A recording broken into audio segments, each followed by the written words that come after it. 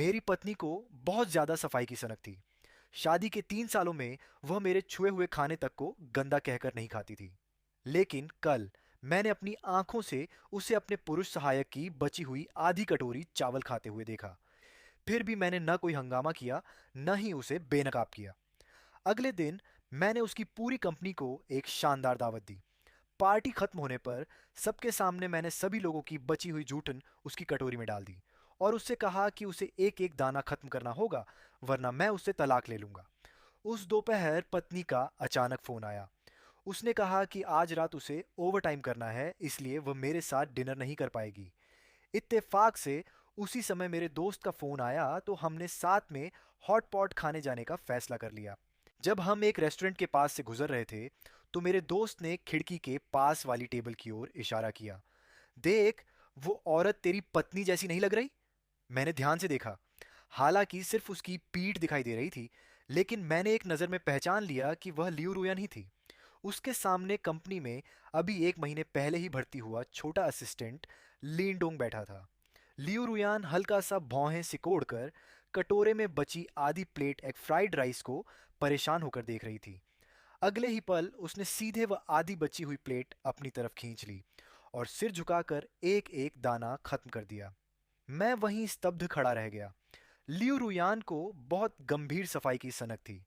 शादी के 3 सालों में हम हमेशा अलग अलग खाना खाते थे, यहाँ तक कि हमारे खाने के बर्तन भी अलग रहते थे। एक बार मैं गलती से उसे सर्विंग चॉपस्टिक की जगह अपनी चॉपस्टिक से मछली का टुकड़ा परोस बैठा था। उसने उसी वक्त मेरे सामने पूरा कटोरा और मछली की पूरी प्लेट कूड़ेदान में फेंक दी थी। यहाँ तक कि पति पत्नी वाले रिश्ते में भी वह कई तरह की सुरक्षा का इस्तेमाल करती थी। इसी वजह से शादी के 3 साल बाद भी हमारा कोई बच्चा नहीं हुआ। लेकिन अब वही किसी दूसरे आदमी का बचा हुआ खाना खा रही थी। मैंने दरवाज़ा खोला, उसकी सामने रखी खाली कटोरी को देखा और मुस्कुराकर पूछा, स्वादिष्ट था? लियो रुयान की आंखों में मौजूद नरमी तुरंत घबराहट में बदल गई। पति लिंडोंग इतना खाना खत्म नहीं कर पाया। काफी बच गया था। मुझे लगा खाना बर्बाद करना ठीक नहीं, इसलिए मैंने खा लिया। तुम गलत मत समझना। लेकिन मैं बस शांत होकर मुस्कुराया और कहा, तुमने तो कहा था आज ओवर टाइम है, इतनी जल्दी काम खत्म हो गया? उसने तुरंत जवाब दिया, प्रोजेक्ट में अचानक कुछ बदलाव हो गए, इसलिए अब जल्दी जल्दी काम खत्म करने की जरूरत नहीं रही। लियो रुयान की बात पूरी भी नहीं हुई थी कि लिंडोंग अचानक बीच में बोल पड़ा, मिस्टर फू, आपने कभी काम नहीं किया है। इस तरह प्रोजेक्ट में अचानक बदलाव आना बहुत आम बात है। मैंने उसकी ओर ठंडी नज़र से देखा। मैंने तुमसे पूछा था, बीच में बोलने की क्या ज़रूरत थी? लिन डोंग तुरंत बेचारा सा चेहरा बनाकर खड़ा हो गया। लियू रुयान ने जल्दी से मेरा हाथ पकड़ लिया। बस भी करो पति, छोटे भाई को भूख लगी थी, इसलिए मैं उसे खाना खिलाने बाहर ले आई। हम सिर्फ काम के साथी हैं, तुम उसे डरा मत दो। लिन डोंग ने धीरे से लियू रुयान की आस्तीन खींची। मैडम लियू, मेरा खाना हो गया, क्या आप मुझे घर छोड़ देंगी? इस समय टैक्सी मिलना मुश्किल है, लियू रुयान ने मेरी ओर देखते हुए कहा। पति, तुम नाराज तो नहीं हो ना? अगर ठीक हो तो मैं पहले लिंडोंग को उसके घर छोड़ाऊं। मैंने न कोई विरोध किया, बल्कि मुस्कुराकर जवाब दिया, जाओ। लियू रुयान तुरंत लिंडोंग को लेकर चली गई। उसने एक बार भी पीछे मुड़कर नहीं देखा। मैंने भी ऐसे दिखाया जैसे कुछ हुआ ही ना हो और अपने दोस्त के साथ आराम से खाना खाता रहा। अगले दिन ऑफिस की छुट्टी होने से ठीक पहले मैं सीधे प्रेसिडेंट ऑफिस में घुस गया। सब लोग काम छोड़ो, आज जल्दी छुट्टी होगी, मैं सबको शानदार डिनर खिलाने ले जा रहा हूं।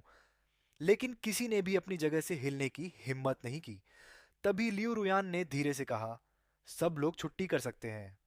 उसके बाद ही सबने अपने अपने काम नीचे रखे। सब लोग मेरे साथ होटल चले गए। ये दावत काफी खुशी खुशी चल रही थी। जब आखिरी व्यक्ति ने भी अपनी चॉपस्टिक नीचे रख दी तो मैंने मुस्कुराकर पूछा, सबका खाना हो गया ना? सबने कहा कि वे पेट भरकर खा चुके हैं। तब मैंने वेटर को एक बड़ा कटोरा लाने के लिए कहा और उसे लियू रुयान के सामने रखवा दिया। फिर मैं खड़ा हुआ और एक एक करके सब लोगों की प्लेटों में बचा हुआ खाना उस बड़े कटोरे में डालने लगा। लियू रुयान हैरानी से मुझे देखने लगी।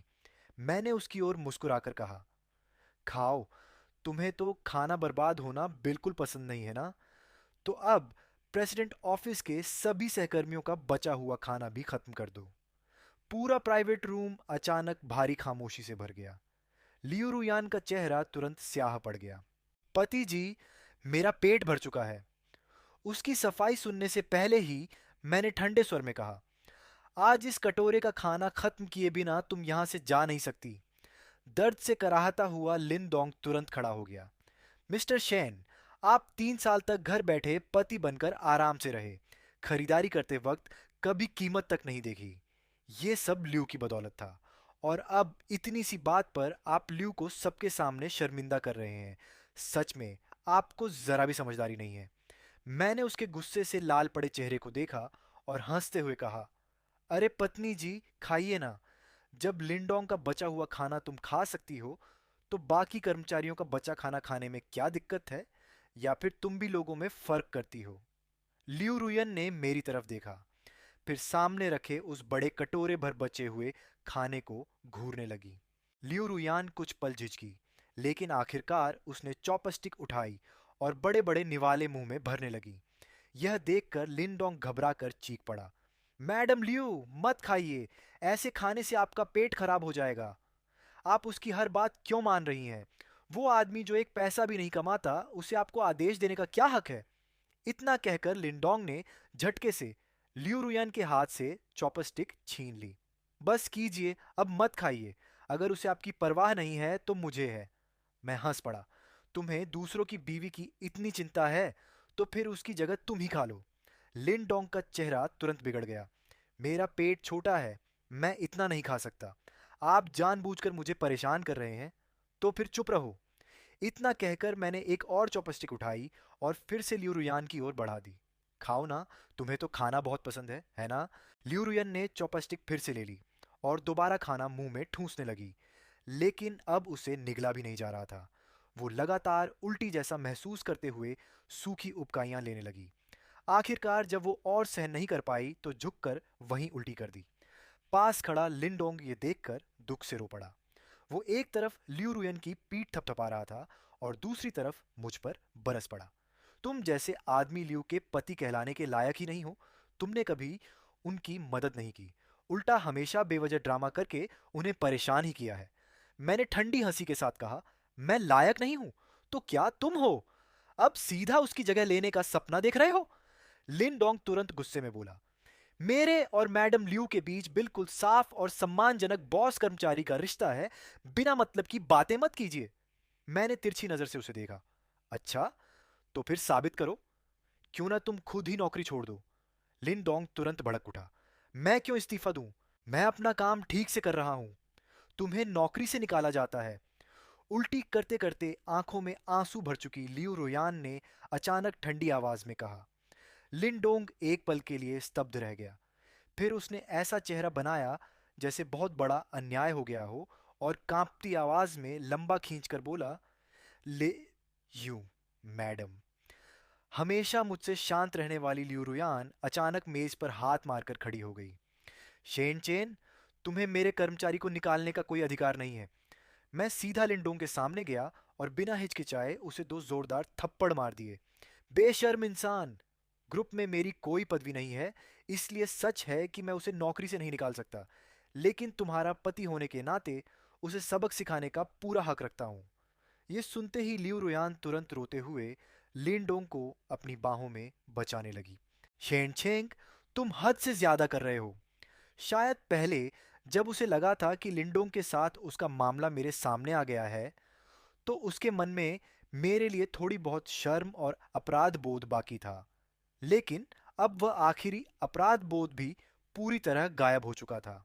मैंने हमेशा तुम्हें बहुत ज्यादा सिर चढ़ाकर रखा, इसीलिए तुम इतने बेलगाम हो गए हो। सजा के तौर पर मैं तुम्हारे सारे बैंक कार्ड बंद कर दूंगी।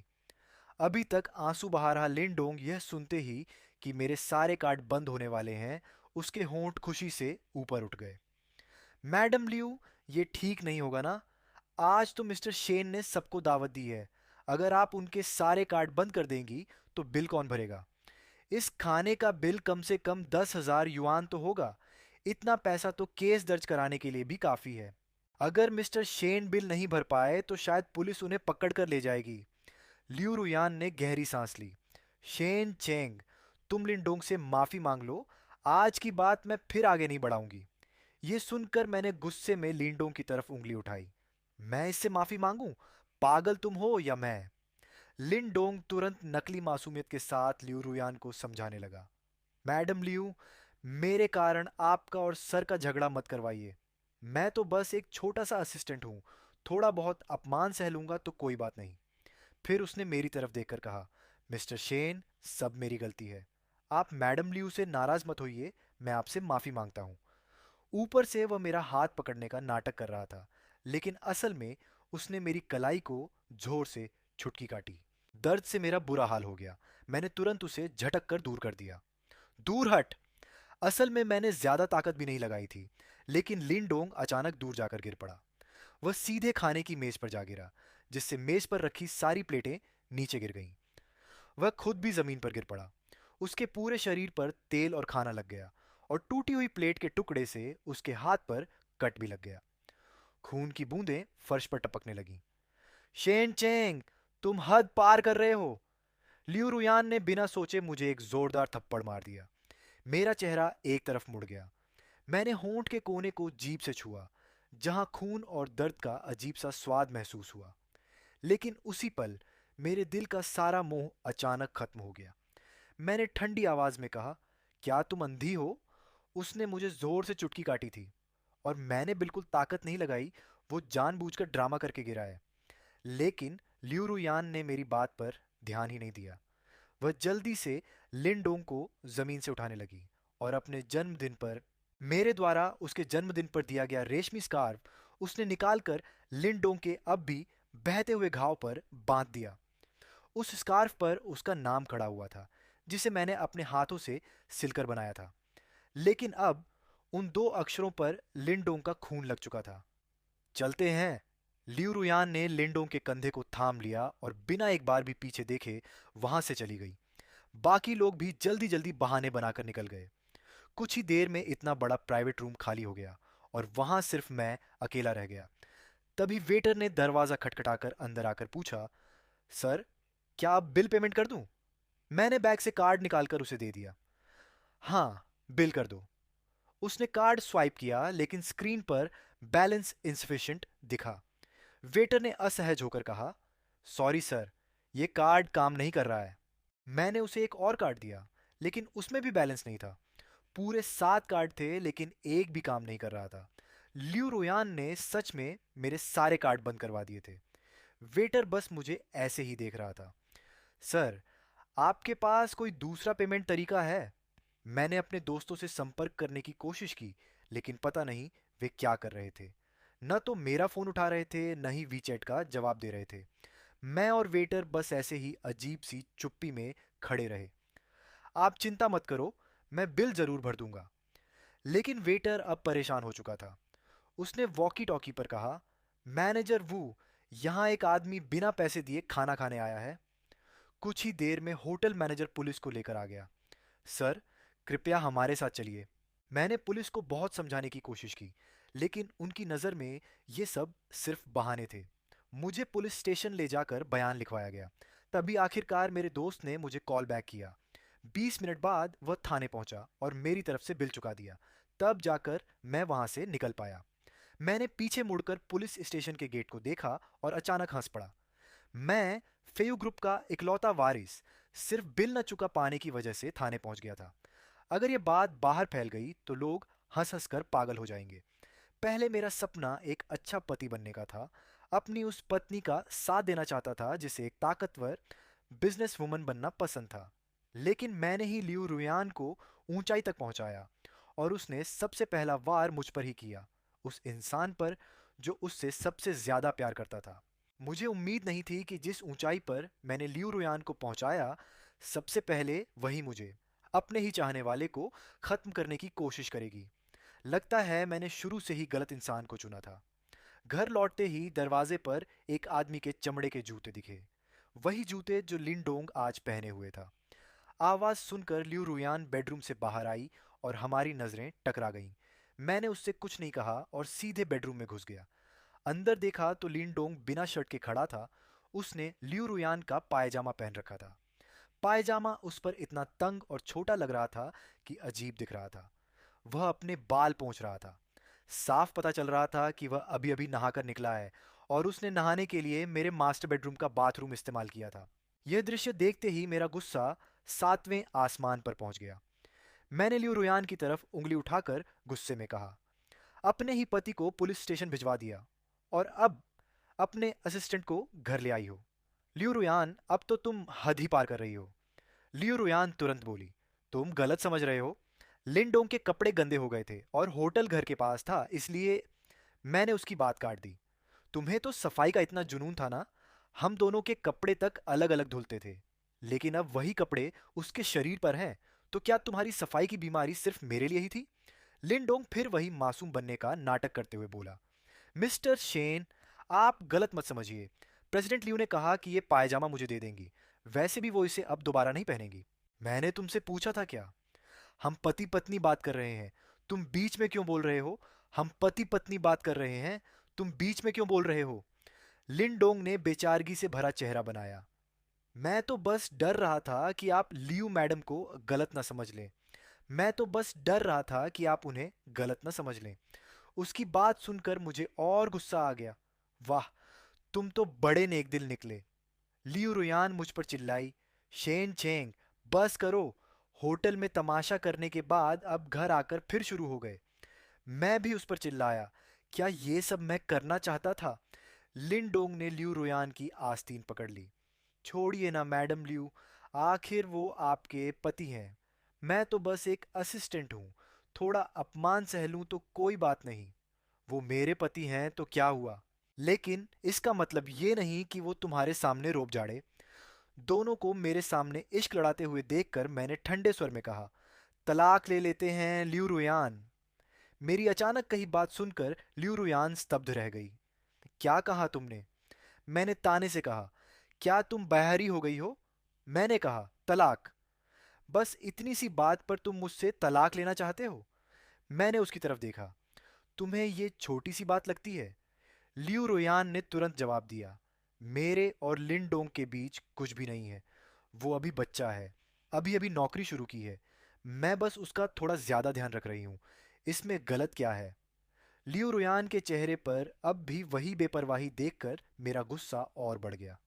मैं झल्लाकर बोला, मुझे पसंद नहीं कि मेरी पत्नी किसी दूसरे आदमी का इतना ख्याल रखे। मैंने घृणा से उसकी तरफ देखा। लियू रुयान मानो पूंछ पर पैर पड़ते ही भड़क उठी चूहे की तरह अचानक गुस्से में फट पड़ी। ठीक है, तुम्हें तलाक चाहिए ना, तो खाली हाथ घर से निकलना होगा। मेरे पैसे, मेरा घर, इन सब से तुम्हारा कोई लेना देना नहीं रहेगा। मुझसे अलग होकर तुम बस भूखे मरोगे। उसने गुस्से में तुरंत वकील को फोन किया और तलाक के कागज तैयार करने को कहा। थोड़ी ही देर में शीजुआंगे के वकील तलाक का समझौता पत्र लेकर आ गए। मैंने बिना एक पल सोचे सीधे उस पर साइन कर दिए। मुझे साइन करते देख लियो, रुयान ने भी बिना हिचकिचाए अपना नाम लिख दिया। लिंडोंग हंसना चाहता था लेकिन हंसने की हिम्मत नहीं कर पा रहा था। शेन चेंग भैया, अब जब आपका और मैडम लियू का तलाक हो गया है, शायद अब तो तुम्हारे पास खाने तक के पैसे नहीं बचेंगे। मैंने दरवाजे की तरफ उंगली दिखाते हुए कहा, यहां से निकल जाओ। लीन डोंग गुस्से में बोला, तुम होते कौन हो मुझे निकालने वाले? खुद मैडम लियू ने भी मुझे जाने के लिए नहीं कहा। मैं और लियू रोयान अभी तक तलाक के कागजों पर साइन नहीं किए थे, इसलिए मैं अब भी इस घर का मालिक था। मैंने फिर चिल्लाकर कहा, निकल जाओ यहां से। सुनाई नहीं देता क्या? लियू रुयान ने यह सुना तो तुरंत लिंडोंग को अपनी बाहों में खींच लिया और ठंडे स्वर में बोली, यह घर मेरा है। अगर किसी को जाना है तो वो तुम हो। इसके बाद उसने घर के नौकरों को बुलाया और आदेश दिया कि मेरा सारा सामान पैक करके बाहर फेंक दिया जाए। कुछ ही देर में मेरा सारा सामान विला के बाहर ढेर की तरह पड़ा था, लेकिन मैं बिल्कुल भी घबराया नहीं। मैंने आराम से अपना फोन निकाला और एक ग्रुप में एक मैसेज भेज दिया, अंकलों, मेरा तलाक हो गया और ल्यूरू यान ने मुझे घर से भी निकाल दिया। ग्रुप में तुरंत हंगामा मच गया। एक के बाद एक मैसेज आने लगे। ये ल्यूरू यान की इतनी हिम्मत कि हमारे प्यारे भतीजे के साथ ऐसा करे। लगता है उसकी जिंदगी बहुत आराम से गुजर रही थी, इसलिए अपनी औकात भूल गई है। जब हमने उसे ऊपर उठाया था तो नीचे गिराना भी जानते हैं। जिसने शिनचेंग के साथ ऐसा करने की हिम्मत की है, लगता है उसे जीना ही नहीं है। अब बहस बंद करो, जल्दी एक्शन लो। मैं विला के गेट पर खड़ा था और ग्रुप में आते मैसेज एक एक करके पढ़ रहा था। उधर लिन डोंग भी दरवाजे पर हाथ बांधे मुझे घूर रहा था। अब तक गए क्यों नहीं? क्या जा नहीं पा रहे हो? आखिर आगे तो छोड़ो, इतनी बड़ी और आलीशान हवेली को दोबारा देखने का मौका भी शायद तुम्हें कभी न मिले। लिन डोंग ताने मारते हुए मजे ले रहा था। उसी समय प्रोसिक्यूशन विभाग की गाड़ियां तेजी से वहां आकर रुकीं। विला के बाहर जांच एजेंसी की गाड़ियां देखकर लियूरू यान और लिनडोंग दोनों सन्न रह गए। गाड़ी से 3 जांच अधिकारी उतरे। अब हम कानून के अनुसार इस विला को सील कर रहे हैं। अंदर की कोई भी चीज बाहर ले जाना मना है। इतना कहकर उन्होंने मुख्य गेट पर सील लगा दी। लियूरू यान तुरंत अधिकारियों के सामने आकर खड़ी हो गई। आप लोग मेरे घर को किस हक से सील कर रहे हैं? आपको ये अधिकार किसने दिया? तभी एक अधिकारी आगे बढ़ा और बोला, यह हमारा पहचान पत्र और सीलिंग आदेश है। किसी ने आपकी शिकायत की है कि आपने अपने पद का फायदा उठाकर सरकारी संपत्ति का गबन किया है। इसलिए हम कानून के अनुसार आपकी संपत्तियों को जब्त कर रहे हैं। सिर्फ ये विला ही नहीं, आपके नाम की सारी संपत्तियां भी फ्रीज कर दी जाएंगी। ये सुनकर लिऊ रुयान पूरी तरह हैरान रह गई। ये कैसे हो सकता है? मेरी शिकायत किसने की? क्या आपके पास कोई सबूत है? अधिकारी ने शांत स्वर में कहा, फे यू जी तुआन के सभी वरिष्ठ अधिकारियों ने मिलकर आपके खिलाफ शिकायत दर्ज कराई है और हमारे पास पुख्ता सबूत भी मौजूद है। सभी अधिकारियों ने मिलकर शिकायत की है?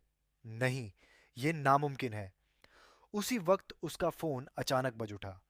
कॉल उठाते ही दूसरी तरफ से आवाज आई, लिू जोंग, बोर्ड ऑफ डायरेक्टर्स के सभी शेयर होल्डर्स ने मिलकर आपको पद से हटा दिया है। अब आपको तत्काल प्रभाव से सस्पेंड कर दिया गया है। तुम क्या कह रहे हो? उन्हें मुझे पद से हटाने का हक किसने दिया? फोन काटते ही लियू रुयान गुस्से और घबराहट में इधर उधर टहलने लगी। उसके माथे की नसें तक उभर आई थीं। लिन डोंग भी इस अचानक हुए हालात से डर गया। प्रेसिडेंट लियू, आखिर ये सब क्या हो रहा है? आपका घर अचानक सील क्यों कर दिया गया? कहीं कोई पीछे से खेल तो नहीं कर रहा? लियू रुयान पहले ही परेशान होकर बुरी तरह टूट चुकी थी। ये बूढ़े लोग हमेशा मेरी बात मानते थे, फिर अचानक सब मिलकर मेरे खिलाफ कैसे हो गए? ये लोग कब से इतने एकजुट होने लगे? इसमें ज़रूर कोई गड़बड़ है। तभी मेरा ड्राइवर भी वहाँ पहुँच गया। यंग मास्टर, माफ़ कीजिए, मुझे आने में देर हो गई। रास्ते में थोड़ा ट्रैफिक था। मैंने हाथ हिलाया। कोई बात नहीं, वैसे भी मुझे जल्दी जाने की कोई ज़रूरत नहीं है। यहीं रुककर थोड़ा तमाशा देख लेता हूँ। तो मैं पहले आपका सामान गाड़ी में रख दूँ? मैंने पास पड़े सामान की तरफ इशारा किया। ये सब छोड़ दो, बस ये कुछ चीज़ें ही गाड़ी में रख दो। लियो रुयान एक पल के लिए स्तब्ध रह गई। तुम्हारे पास ड्राइवर भी है? और वो तुम्हें यंग मास्टर क्यों कह रहा था? मैं हल्का सा मुस्कुराया। तुमसे शादी करने से पहले मैं सच में एक यंग मास्टर ही था। क्या तुम्हें सच में लगा कि मेरे पापा ने ग्रुप तुम्हें सौंप दिया तो तुम सचमुच फेयू ग्रुप की मालिक बन गई? आखिर में फेयू का सरनेम अब भी शेन ही है। तुम्हें ऐसा तो नहीं लगा कि सिर्फ एक एग्जीक्यूटिव प्रेसिडेंट बनकर तुम मुझे, जो कंपनी के 50% शेयरों वाला चेयरमैन हूँ, कंपनी से बाहर कर दोगी? लियू रुयान मेरी तरफ हैरानी से देखने लगी। फेयू के आधे शेयर तुम्हारे पास है? मैं शांत स्वर में बोला। और नहीं तो क्या, मेरे पापा इतने भी बेवकूफ़ नहीं थे कि कंपनी के शेयर किसी बाहरी इंसान को सौंप देते। जब पापा गए थे तब उन्होंने साफ कहा था कि जैसे ही तुम्हारे पद संभालने के 3 साल पूरे होंगे, उनके नाम के शेयर अपने आप मेरे नाम ट्रांसफर हो जाएंगे। पिछले महीने ही 3 साल पूरे हो चुके हैं। वो कॉन्ट्रैक्ट तो कब का लागू हो जाना चाहिए था। मेरी बात सुनकर लियो रुयान हंस पड़ी। क्या तुम पागल हो गए हो? तुम्हारे पापा के शेयर तुम्हें ट्रांसफर करने के लिए मेरे साइन जरूरी हैं, और मैंने अभी तक साइन ही नहीं किए, तो वो कॉन्ट्रैक्ट सिर्फ एक बेकार कागज है। ऊपर से कॉन्ट्रैक्ट में साफ लिखा हुआ है कि अगर हमारा तलाक हो गया तो ये वसीयत अपने आप रद्द हो जाएगी और सारे शेयर सीधे मेरे नाम ट्रांसफर हो जाएंगे। अच्छा, तो तुम बाप बेटे ने मिलकर मुझे ही फंसाया था। इतने सालों तक मुझसे बैल की तरह काम करवाया और आखिर में मुझे कुछ भी नहीं मिला। मैं हल्का सा मुस्कुराया। तुम्हें मिला तो है, इतना कहकर मैंने लिंडोंग की तरफ देखा। कम से कम तुम्हें अपना पसंदीदा आदमी तो मिल गया। मेरी बात सुनकर लियू रुयान का चेहरा गुस्से से हरा पड़ गया, लेकिन मैं बोलता रहा, तुम्हें संतुष्ट होना चाहिए। कम से कम 3 साल तक तुमने ऐश की जिंदगी तो जी। बाहर वालों को हमेशा यही लगा कि मैं तुम्हारे सहारे जी रहा हूं, लेकिन सच तो ये है कि तुम हमारे शेन परिवार के सहारे थी। तुम एक बाहरी इंसान थी, तुम्हें अपनी औकात में रहना चाहिए था। लेकिन किसे पता था कि सिर्फ 3 साल एग्जीक्यूटिव डायरेक्टर बनते ही तुम खुद को सचमुच कंपनी की मालकिन समझने लगोगी। तुम याद रखो, तुम बस मेरे शेन परिवार की एक कर्मचारी हो। मेरे शेन चेंग के बिना तुम कुछ भी नहीं हो। अगर मैं ना होता तो आज भी पता नहीं तुम किस कंपनी में भटकते हुए काम कर रही होती। मैंने शुरू में तुम्हारी काबिलियत देखकर ही तुम्हें चुना था। लगा था कि तुम में इतनी क्षमता है कि मेरे ग्रुप को संभाल सको। और हाँ, तुम दिखने में भी ठीक ठाक हो। कम से कम उन पीआर वालों से तो बेहतर ही हो। अगर तुम ईमानदारी से मेरी पत्नी बनकर रहती तो शायद मैं तुम्हें वो सब देता जो तुम चाहती थी। लेकिन अब तुमने मुझे बहुत निराश किया है। मेरे बगल में खड़ी लियू रुएन मेरी बातें सुनकर धीरे धीरे अपना रंग खो रही थी, लेकिन मैं फिर भी नहीं रुका और कहा, तुम्हें थोड़ा और नाटक करना चाहिए था। शायद अगर तुम कुछ महीने और निभा लेती तो मैं कॉन्ट्रैक्ट पर साइन कर देता। तब तुम्हें कंपनी के शेयर मिल जाते। लेकिन अब अब मैं तुम्हें नीचे गिराने में जरा भी हिचकिचाऊंगा नहीं। शायद तुम्हें थोड़ा और मेहनत करनी पड़ती। तुम्हारी गलती बस इतनी थी कि तुम्हारे अंदर धैर्य नहीं था। इतनी जल्दी तुम अपना नाटक निभा नहीं पाई। यह सुनकर लियू रुयन पूरी तरह से सन्न रह गई। डायरेक्टर्स ने मिलकर मुझे हटा दिया। क्या ये सब तुम्हारी वजह से है? हाँ, कंपनी के सारे डायरेक्टर्स मेरे चाचा जैसे हैं। उन्होंने मेरे पिता के साथ आधी जिंदगी मेहनत की है और वे मेरे पिता के बहुत करीबी दोस्त हैं। इसलिए वे मुझे अपने सगे भतीजे की तरह मानते हैं। उन्होंने तुम्हारा साथ इसलिए दिया सिर्फ मेरी वजह से। तुम सच में सोचती हो कि वे तुम्हारे एक एग्जीक्यूटिव डायरेक्टर के काबू में आ गए थे? असल वजह यह है कि तुम हमारे शेन परिवार में शादी करके आई हो। नहीं तो क्या तुम्हें लगता है कि सिर्फ अपनी काबिलियत से तुम शंघाई के उन बड़े बड़े दिग्गजों को काबू में कर सकती थी जो दशकों से ताकतवर हैं? तुम अपने आप को कुछ ज्यादा ही समझने लगी हो। इस वक्त लियू रुएन अपने बाल पकड़कर खड़ी थी। उसका चेहरा गुस्से और शर्म से लाल हो गया था। लीन डोंग अभी तक पूरी स्थिति समझ नहीं पाया था। लियू मैडम, ये क्या कह रहा है? क्या मतलब कि फेयू ग्रुप शेन परिवार का है? उसके पास फेयू के इतने सारे शेयर कैसे हैं? मेरी बात सुनकर मैं मुस्कुराया और उससे कहा, लिंडोंग, जब तुम कंपनी में आए थे, क्या तुमने ग्रुप का इतिहास नहीं पढ़ा? लगता है तुमने ट्रेनिंग भी ढंग से नहीं ली। अगर तुमने ज़रा भी ध्यान से ट्रेनिंग की होती तो तुम्हें पता होता कि फेयू का संस्थापक फान सरनेम वाला है। वही मेरे पिता हैं, शेन यू। यह सुनकर लिंडोंग पूरी तरह से स्तब्ध रह गया।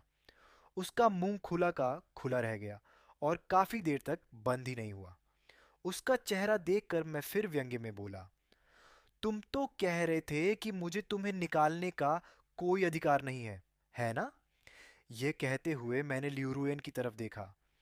और तुमने भी कहा था कि मुझे तुम्हारे कर्मचारियों को निकालने का कोई हक नहीं है। कल मैं आधिकारिक तौर पर फेयू ग्रुप का कार्यभार संभालूंगा और नया चेयरमैन बनूंगा। तब मैं सबके सामने, सभी ग्रुप के सीनियर अधिकारियों के सामने मैं तुम लोगों को नौकरी से निकालने का फैसला घोषित करूंगा। साथ ही पूरे इंडस्ट्री में ब्लैकलिस्ट करने का आदेश भी जारी करूंगा। जो भी कंपनी फेव ग्रुप के साथ काम करती है वो अब तुम्हें नौकरी नहीं दे पाएगी। यही अंजाम होता है मुझे चुनौती देने का। लिन डोंग तुरंत लियू रुयान का हाथ पकड़कर बोला, प्रेसिडेंट लियू, शेन चेंग मुझे जरूर डरा रहा है ना? उसके पास इतनी ताकत नहीं हो सकती कि पूरे इंडस्ट्री में मुझे बैन कर दे।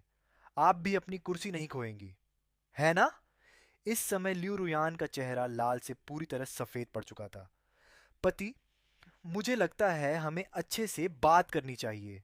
बस, हम दोनों तलाक के कागजों पर साइन कर चुके हैं। अब मुझे पति मत कहो। इस वक्त लियू रुयान, उसकी आवाज अब रोने जैसी हो गई थी। हालांकि हमने तलाक के पेपर साइन कर दिए हैं, लेकिन अभी हमारा ऑफिशियल तलाक नहीं हुआ है।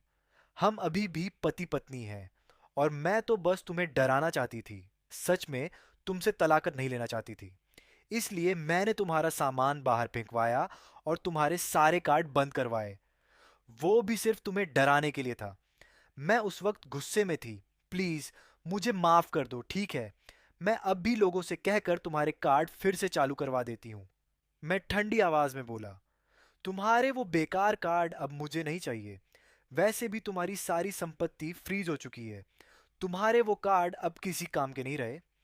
इतना कहकर मैंने बैग से वे सारे कार्ड निकाले और एक एक करके लियो रुयान के ऊपर फेंक दिए। ये लो, वापस रखो। इतना कहकर मैं मुड़ा और मुझे लेने आई गाड़ी में जाकर बैठ गया। जैसे ही कार का दरवाजा बंद हुआ, लियो रुयान अचानक दौड़कर आई। पति, नीचे उतरो, मत जाओ, हम आराम से बात कर सकते हैं। लेकिन कार के दरवाजे पहले ही लॉक हो चुके थे। वह उन्हें खोल ही नहीं पाई। फिर गाड़ी तेजी से वहां से निकल गई। लियू रुयान बस बेबस होकर वहीं खड़ी रह गई। ड्राइवर मुझे पुराने हवेली नुमा घर वापस ले गया। ये पिता द्वारा मेरे लिए छोड़ी गई एक प्रॉपर्टी थी। उसकी लोकेशन लियू रुयान के उस विला से भी बेहतर थी और आकार में भी वह उससे कई गुना बड़ा था। उसकी बाहरी सजावट बिल्कुल मध्ययुगीन किले जैसी थी। अंदर 30 से ज्यादा नौकर चाकर थे। माली, सफाई कर्मचारी, शेफ, बटलर और बॉडीगार्ड सब मौजूद थे। कुल मिलाकर वह जगह बेहद आरामदायक और सुरक्षित थी। लेकिन अचानक इतनी अलग जगह पर सोने आ जाने की वजह से मुझे अभी भी थोड़ा अजीब लग रहा था। बिस्तर पर लेटे लेटे मुझे वो दिन याद आने लगे जब मेरी पहली मुलाकात लियू रुयान से हुई थी। वह तब अभी अभी नौकरी की दुनिया में कदम रखने वाली एक नई लड़की थी।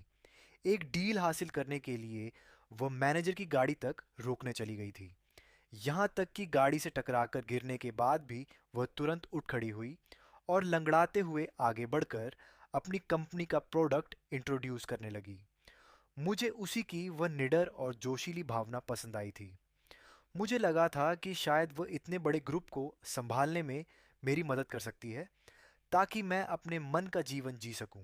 कभी घूमना, कभी फूल पौधे लगाना और आराम से बेफिक्र इंसान की तरह रहना। और सच कहूं तो मैं उसे पहचानने में गलत नहीं था। उसने सचमुच यह सब कर दिखाया। उसने फेयू ग्रुप को बहुत अच्छे से संभाला। हालांकि कई बार वह अपने पद का फायदा उठाकर अपने लिए कुछ फायदे भी ले लेती थी, लेकिन मैंने हमेशा एक आंख बंद करके उसे नज़रअंदाज ही किया। मैंने उससे सिर्फ एक ही उम्मीद रखी थी कि वह ग्रुप की एक काबिल प्रेसिडेंट बनने के साथ साथ एक वफादार पत्नी भी बने। लेकिन साफ था कि वह ऐसा नहीं कर सकती थी, और अगर वह नहीं कर सकती तो मैं किसी ऐसे इंसान को चुन लूंगा जो यह कर सके।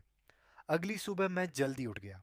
मैंने एक साफ सुथरा प्रोफेशनल सूट पहना और समय पर घर से निकलकर ग्रुप मुख्यालय की गाड़ी में बैठ गया।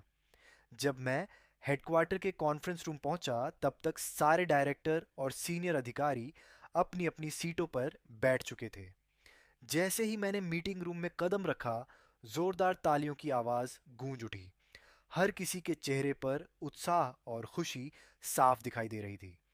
चाचाओं ने मुझे पहले ही बताया था कि वे लोग लंबे समय से चाहते थे कि मैं वापस आकर फेयू ग्रुप की कमान संभालूं। मेरे पहुंचने के 2 मिनट बाद ही लियू रुयान भी आ गई। उसके पीछे लिन डोंग भी चला आ रहा था। मैं मीटिंग टेबल की सबसे आगे वाली सीट पर खड़ा हुआ और शांत आवाज में बोला, लगता है अब सब लोग आ चुके हैं। मैं अब औपचारिक रूप से बोर्ड ऑफ डायरेक्टर्स का फैसला घोषित करता हूँ। आज से मैं आधिकारिक तौर पर फेयू ग्रुप के चेयरमैन का पद संभाल रहा हूँ। पूर्व एग्जीक्यूटिव डायरेक्टर लियू रुयान को पद का दुरुपयोग और कंपनी की संपत्ति में गड़बड़ी के आरोप में आधिकारिक रूप से पद से हटाया जाता है। और प्रेसिडेंट ऑफिस के असिस्टेंट लिनडोंग को फर्जी डिग्री और नकली शैक्षणिक योग्यता देने के कारण कंपनी की भर्ती शर्तों का उल्लंघन करने पर तुरंत नौकरी से निकाला जाता है। लिनडोंग पूरी तरह स्तब्ध रह गया। उससे बिल्कुल उम्मीद नहीं थी कि मैं उसकी नकली डिग्री का मामला भी निकलवा लूंगा। वह पहले कुछ सफाई देने की सोच रहा था, लेकिन फर्जी डिग्री सुनते ही उसका हाल ऐसे हो गया जैसे किसी ने उसकी गर्दन दबा दी हो। उसका चेहरा एकदम उतर गया। लियू रोयान भी हैरान होकर उसकी तरफ मुड़ी और बोली, तुम्हारी डिग्री नकली है? लिंडोंग का चेहरा शर्म से लाल पड़ गया। लियू मैडम, मैं इसकी सफाई दे सकता हूँ, मैंने सच में 985 यूनिवर्सिटी में एडमिशन लिया था, बस शरीर की वजह से पढ़ाई पूरी नहीं कर पाया। मुख्य सीट तक मेरी बारी ही नहीं पहुंची। अगर तुम्हें कोई सफाई देनी है तो बाहर जाकर दो, ठीक है? अभी यहाँ हमारे फेयुजी तुआन की हाई लेवल मीटिंग चल रही है। तुम दोनों को पहले ही नौकरी से निकाला जा चुका है, इसलिए तुरंत यहाँ से निकल जाओ। और हाँ, ल्यू रू यैन, अभी तुरंत अपना सामान समेटकर प्रेसिडेंट ऑफिस खाली कर दो। अब वहाँ मैं शिफ्ट होने वाला हूँ। अगर मीटिंग खत्म होने तक तुमने अपना सामान नहीं हटाया तो मैं लोगों से कहलवा कर सब बाहर फेंकवा दूंगा। इतना कहकर मैंने एक सिक्योरिटी गार्ड को बुलाया और दोनों को जबरदस्ती बाहर निकलवा दिया। मीटिंग खत्म होने के बाद जब मैं प्रेसिडेंट ऑफिस पहुंचा तो देखा कि ल्यूरू यान और लिनडोंग अभी तक गए ही नहीं थे। इतना ही नहीं, वे दोनों वहीं जमे हुए थे। उन्होंने तो अपना सामान तक नहीं समेटा था। ये देखकर मैं हंस पड़ा और तुरंत अपने पास खड़ी असिस्टेंट से कहा, जाओ, लोगों को बुलाओ और इन दोनों का सारा सामान यहाँ से बाहर फेंकवा दो। मेरी नई असिस्टेंट चिंगबे से ग्रेजुएट एक बेहद खूबसूरत लड़की थी, जिसे खास तौर पर अंकलों ने मेरे लिए भर्ती किया था। फिर मैं लिंडोंग की डेस्क के सामने जाकर खड़ा हो गया। तुम दोनों की टेबल इतनी पास पास क्यों है? सीधे जोड़कर एक ही क्यों नहीं बना लेते? मैंने उसकी टेबल पर रखा फोटो फ्रेम उठाया। उसके अंदर उसकी और ल्यूरू यन की बेहद करीबी तस्वीर लगी हुई थी। ऑफिस की डेस्क पर ऐसी चीजें रखी हैं, जो नहीं जानता वो तो यही समझेगा कि ल्यूरू यन का पति तुम ही हो। लिन डोंग ने तुरंत मेरे हाथ से फोटो फ्रेम छीन लिया। मेरी चीजों को हाथ मत लगाओ। हालांकि अभी मैं ल्यूजोंग का पति नहीं हूं, लेकिन आगे चलकर मैं जरूर बनूंगा। उसकी बात सुनकर मैं हंस पड़ा। तो फिर तुम्हें तुम्हारा सपना पूरा होने की शुभकामनाएं। पास खड़ी ल्यूरू यान ने तुरंत लिंडोंग को एक तरफ धक्का दिया। पति, इसकी बकवास मत सुनो। मैं तुमसे तलाक नहीं लूंगी, कभी नहीं। और उससे शादी करने का तो सवाल ही नहीं उठता। पहले मैंने तुमसे तलाक की बात सिर्फ गुस्से में कही थी।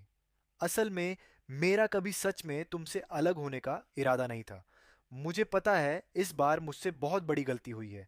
मैं लिंडोंग को नौकरी से निकाल देती हूँ।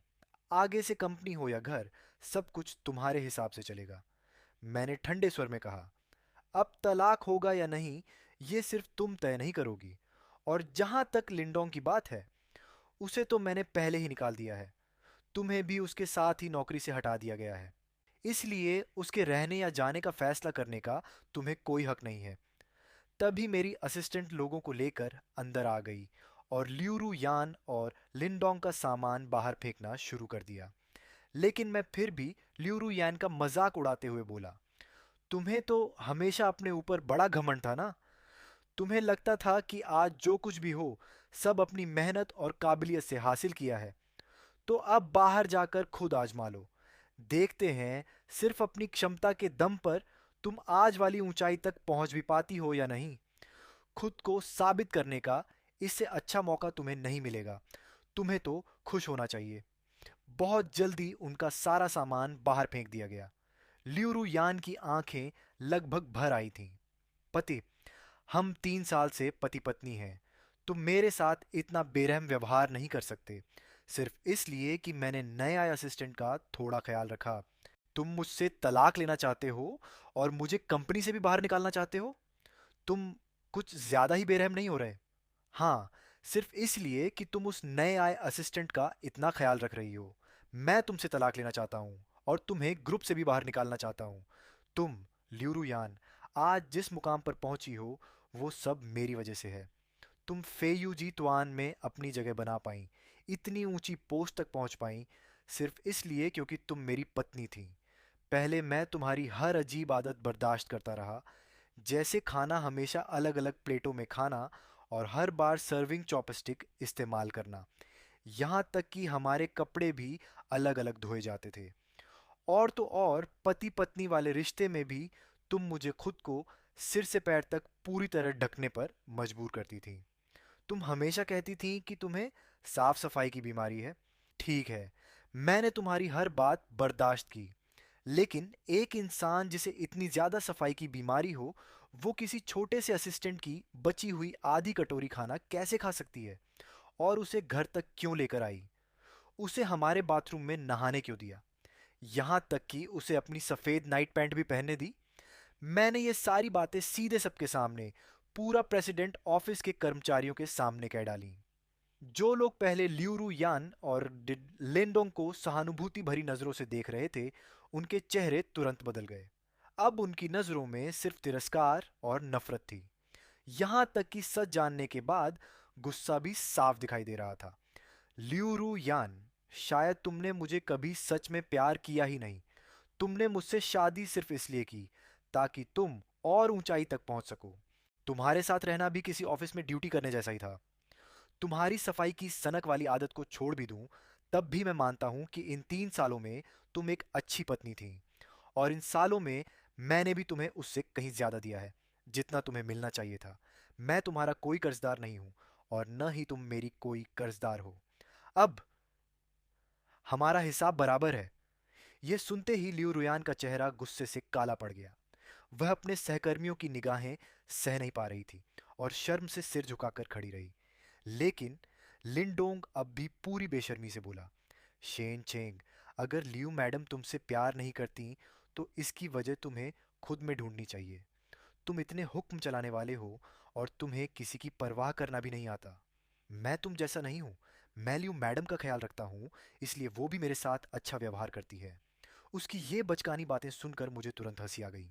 ऐसा इसलिए है क्योंकि हम दोनों की हैसियत ही अलग है।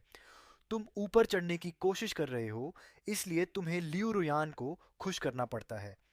लेकिन मैं पहले से ही ऊंचे मुकाम पर हूं। मुझे किसी को खुश करने की जरूरत नहीं। यही हम दोनों के बीच सबसे बड़ा फर्क है। तुम बकवास कर रहे हो। असल में तुम लियू मैडम से प्यार ही नहीं करते। सिर्फ मेरा प्यार ही उनके लिए सच्चा है। अगर तुम्हारा प्यार सच में इतना सच्चा है, तो जब वह पद का गलत इस्तेमाल करके कंपनी की संपत्ति हड़पने के अपराध में दोषी ठहराई जाए, उसकी सारी संपत्ति जब्त कर ली जाए और जेल की हवा खाने के बाद भी, तब उम्मीद करता हूं कि तुम आज की तरह ही उसके साथ खड़े रहोगे। क्या कहा तुमने? लियू मैडम की सारी संपत्ति जब्त हो जाएगी, उन्हें जेल भी होगी? यह बिल्कुल नामुमकिन है। मुझे डराने की कोशिश मत करो। लिंडोंग की आवाज में अब घबराहट साफ झलक रही थी। मैं ठंडे स्वर में बोला, तो फिर इंतजार करते हैं और देखते हैं। ल्यू रोयान अब पूरी तरह फंस चुकी है। उसने कितने गंदे काम किए हैं, ये सबसे बेहतर वही जानती है। अगले ही पल वह अचानक मेरे सामने घुटनों पर बैठ गई। उसने मेरे पैर पकड़ लिए और रोते हुए गिड़गिड़ाने लगी। पति, हमारे 3 साल के रिश्ते की खातिर, इन 3 सालों में मैंने पूरे मन से ग्रुप संभाला। उसकी खातिर मुझे एक रास्ता दे दो प्लीज। मैं जेल नहीं जाना चाहती। अगर मैं जेल चली गई तो मेरी पूरी जिंदगी बर्बाद हो जाएगी। मैंने झटके से उसे अपने से दूर कर दिया। मुझसे विनती करने का कोई फायदा नहीं है। अब तुम्हें कानून सजा देगा, मैं नहीं। अगर तुम गबन की गई सारी संपत्ति वापस कर दो तो शायद सजा थोड़ी कम हो सकती है।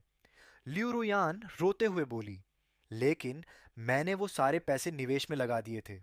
कुछ भी फायदा नहीं हुआ। सब पैसा डूब गया। अगर मैं अपनी सारी संपत्ति भी बेचकर कर्ज चुकाऊं, तब भी वो पूरा नहीं होगा। मैंने लिंडोंग की तरफ देखा और कहा, तुम्हारे पास ये छोटा प्रेमी तो अभी भी है। इसे बोलो तुम्हारी मदद के लिए कुछ पैसे जुटाए। लिंडोंग घबराकर बोला, मेरे पास कहाँ पैसे हैं? मैं तो बस एक नौकरी करने वाला आदमी हूँ। मैंने तो 1 महीना भी पूरा काम नहीं किया और अभी तक मुझे तनख्वाह भी नहीं मिली है। लियू मैडम, क्या सच में मामला इतना गंभीर है?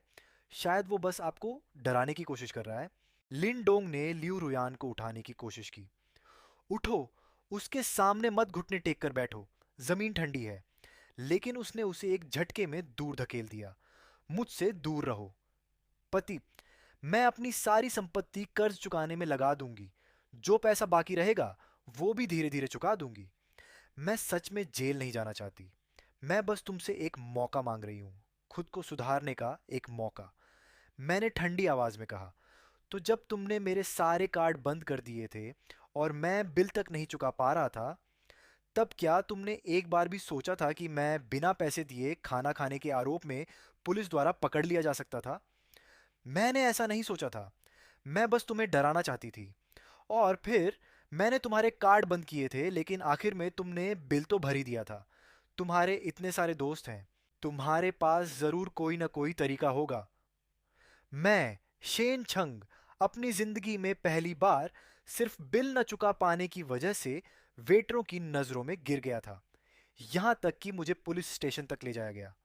तुमने मेरी इज्जत मिट्टी में मिला दी। अब तुम्हें भी उसकी कीमत चुकानी होगी। यहाँ मुझसे गिड़गिड़ाने से अच्छा है कि जल्दी जाकर कोई अच्छा वकील ढूंढो, ताकि सजा कुछ कम हो सके। लिu रुयान टूटकर जमीन पर बैठ गई, क्योंकि वह जानती थी कि अब मैं उस पर जरा भी रहम नहीं करने वाला। लिन डोंग उसके पास घुटनों के बल बैठ गया।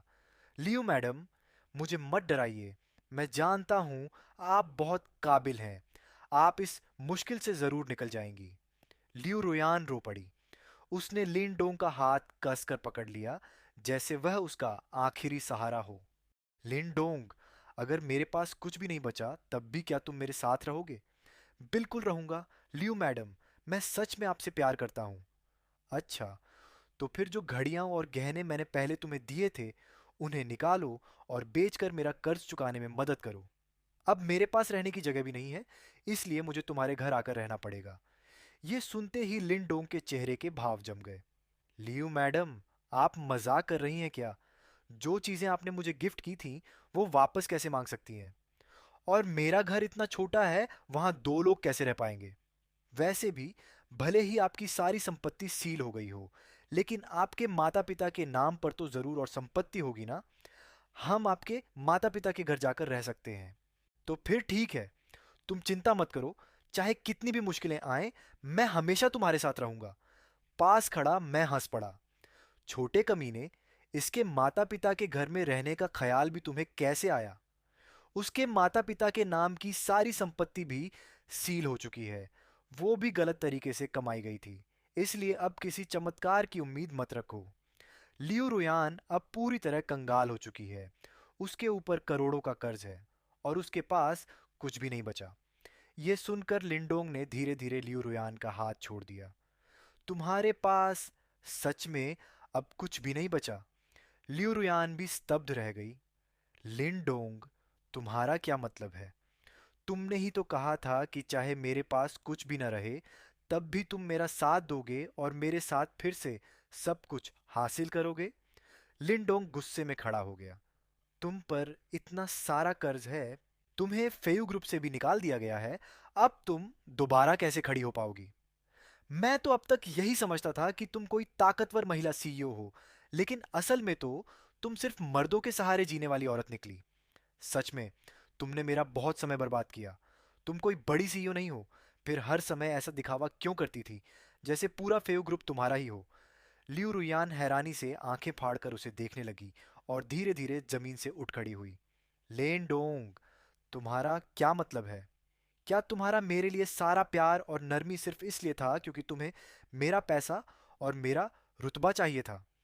लिन डोंग ने बेपरवाही से कमर पर हाथ रखा। कौन नहीं चाहता कि उसे कोई काबिल और अमीर औरत मिल जाए, ताकि पूरी जिंदगी आराम से कटे? मैं, लिन डोंग, जवान भी हूं और हैंडसम भी। बिल्कुल, मुझे समाज के ऊंचे दर्जे वाले लोगों के साथ रहना है।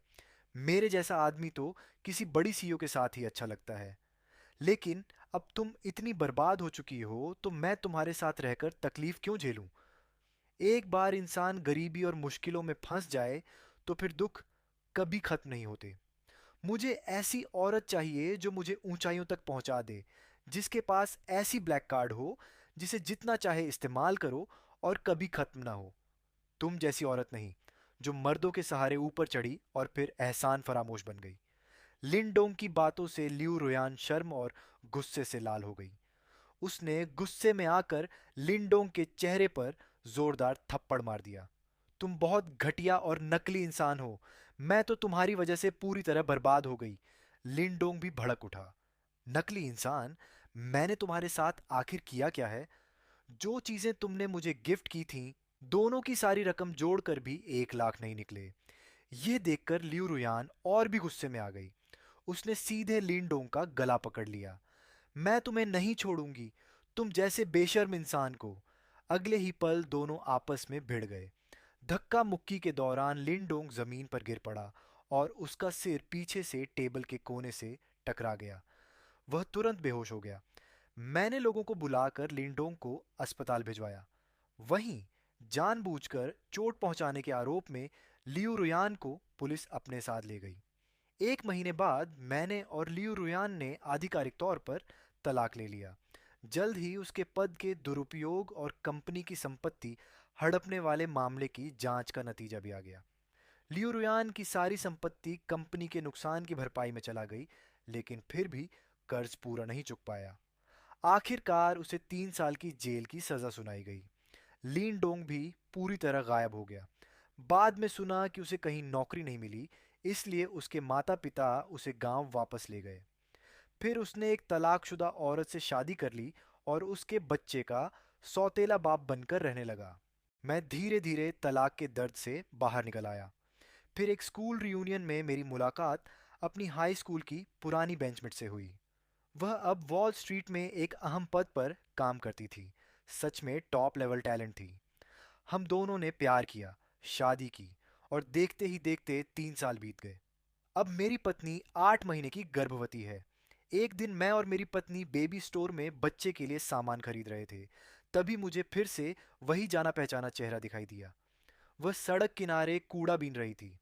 मैं और मेरी पत्नी हाथों में बच्चे का सामान लिए दुकान के बाहर खड़े थे। हमारी नजरें एक पल के लिए मिलीं। उसने मेरी पत्नी के पेट की तरफ देखा। उसके होंठ हल्के से खुले, लेकिन आखिर में वह कुछ भी नहीं बोली। मेरी पत्नी ने पूछा, जानते हो इसे? मैंने सिर हिलाकर ना कहा। फिर उसके कंधे पर हाथ रखते हुए बस इतना कहा, चलो घर चलते हैं।